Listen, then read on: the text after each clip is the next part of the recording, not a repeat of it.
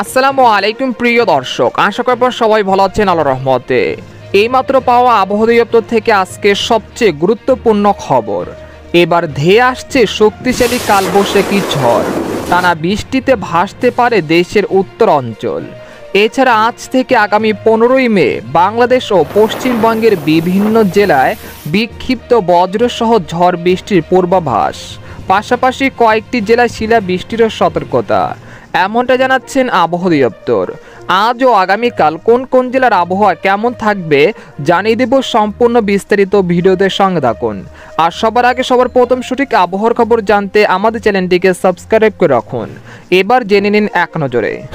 আবহাওয়ার পূর্বাভাসে বলা হয়েছে, আজ থেকে দেশের বিভিন্ন অঞ্চলে ঝড় বৃষ্টির প্রবণতা বেড়ে কমে আসবে তাপমাত্রা।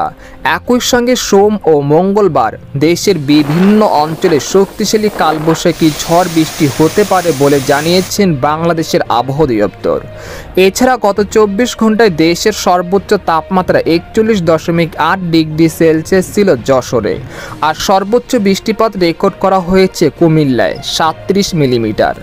এদিকে দেশের দিকে ধেয়ে আসছে একটি শক্তিশালী বৃষ্টিপাত, যার সম্ভবত সময় হলো আজ হতে আগামী 15ই মে 2024 পর্যন্ত। এটি একটি তীব্র বজ্রপাত যুক্ত বৃষ্টিপাত। এ সময় দেশের অনেক এলাকায় কয়েক দফায় কালবৈশাখী ঝড় ও শিলাবৃষ্টির সম্ভাবনা রয়েছে।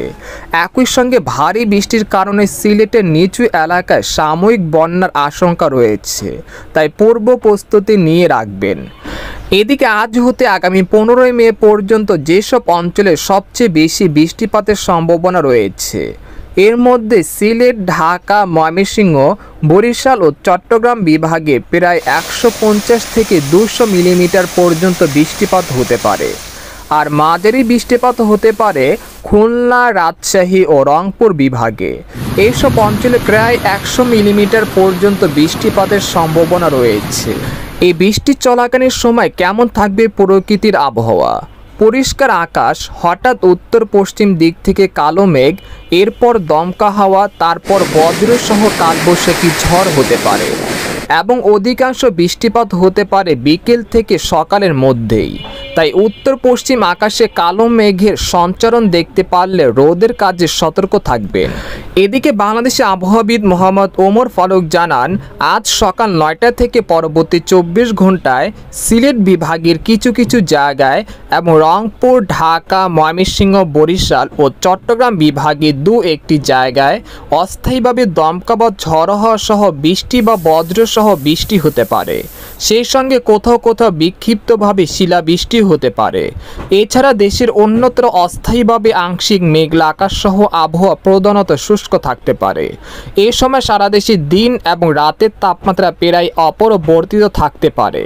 পরবর্তী 5 দিনের দেশের বিভিন্ন অঞ্চলে কালবৈশাখী ঝড় ও শিলাবৃষ্টি হতে পারে। তো এই ছিল খবর। এরকম লেটেস্টিং আবহাওয়ার খবর জানতে আমাদের সাথে থাকুন।